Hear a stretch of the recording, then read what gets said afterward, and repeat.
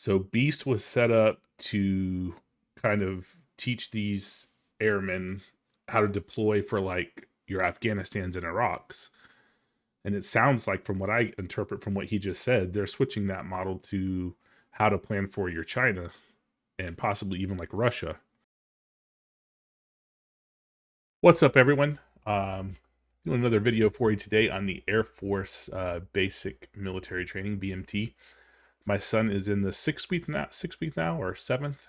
I don't know how they classify it, but anyway, he's got this week and then half of next week to go. We're going out to San Antonio. I might film some of that and put up a little video of it. I did think this was interesting, though. He told me a few weeks ago when we spoke on the phone that they were eliminating Beast Week and they were going to something else.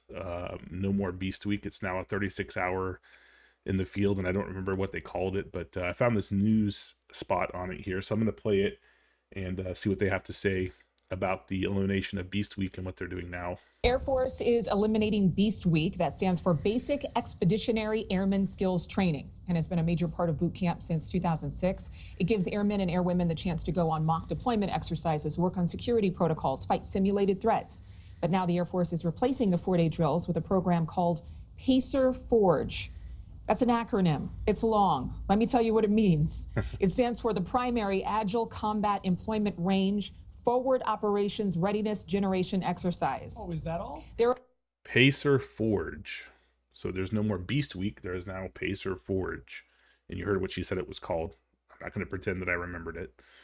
But yeah, interesting. They're eliminating days and they're adding lots of words. The training only lasts for a day and a half. Colonel Jeff Pixley has been leading basic military training since 2021. He joins us live from Joint Base San Antonio, Lackland. Thank you so much, Colonel Pixley, for being with us from Texas. I'm happy to be here. Good morning. Good morning. So this week, just to give a broad picture, first, China made it clear they want to have the most powerful and largest military in the world, which the U.S. currently has, at a time when another nation like China is challenging our dominance. Is it really best to move and to scale back on military training and requirements? Tough question. Actually, the precise reason we adjusted our BEAST into the new PACER Forge is because of the emerging threats that we're seeing out there in the world today. And while the BEAST week has been shortened and the name has been changed, I can assure everybody that the training they're getting is actually better now than it was before.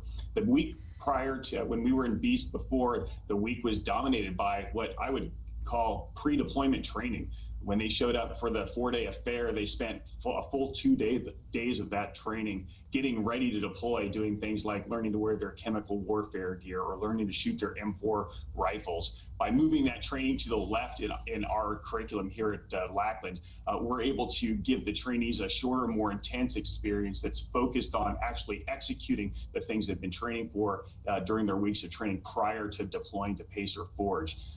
The Air Force has made a transition in the way we think about the future fight with agile combat employment. It's in the name. That's how we're going to fight in the future. And the new construct of PACER Forge is meant to prepare airmen to operate in that world, not the world of the global war on terror that dominated BEAST. That is interesting. So BEAST was set up to kind of teach these airmen how to deploy for like your Afghanistans and Iraqs. And it sounds like, from what I interpret from what he just said, they're switching that model to how to plan for your China and possibly even like Russia. Interesting and very, very telling of what the military top brass have in mind for training and what that's kind of a scary thought. Yeah. Okay, let's see what else he has to say.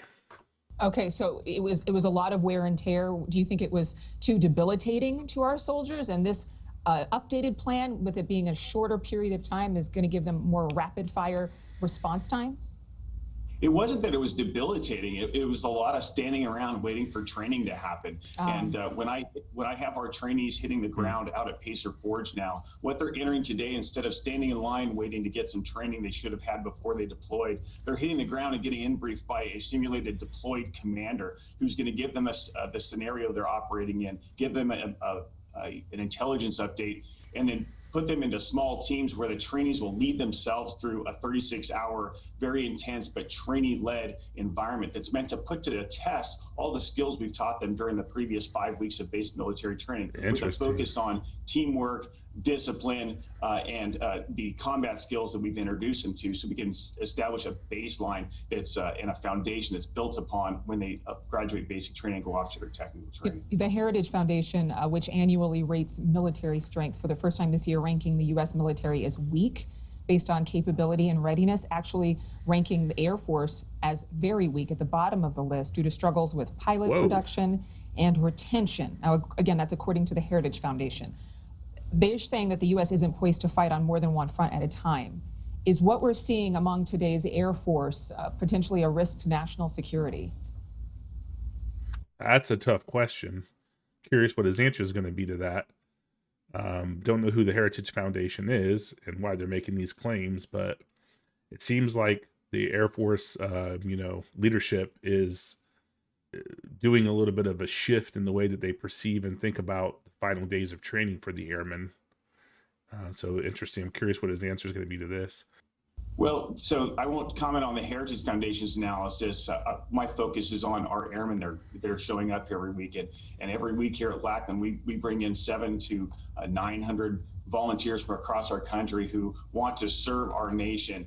And when they show up here, what they're expecting is to be well led and well trained and prepared for whatever environment that comes their way over their career, whether that's 4 years or 40 years. And what we are doing with PACER Forge and the Air Force's focus on agile combat employment and what we call multi-capable airmen is exactly what we need to do to make sure that those airmen are well trained, well equipped, and prepared to take on whatever challenges might come. So this is an encouragement that this change has happened, and it sounds like you guys are all for it.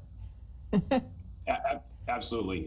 This is the right move at the right time, and I was lucky to be here when my team put this together and gave me a chance to watch it unfold. All right, Colonel Jeff Pixley, thank you for joining us this morning. We appreciate it. It was my pleasure to be here. Have a great day. Thank you.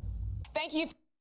So yeah, I guess my son's flight squad, whatever you call them, the whole people that started with him at the end of October, will be in this first group of people going through this PACER Forge training. So curious to ask him next week when I see him how it went and what it was about. That's very interesting to me to see a shift in policy at such a high level trickling down to actual BMT, how they're handling training, something they've been doing for 16 years with Beast Week, and how they're eliminating it and going with this PACER Forge in preparation for threats such as like China, again, possibly Russia, stuff like that. So very, very interesting.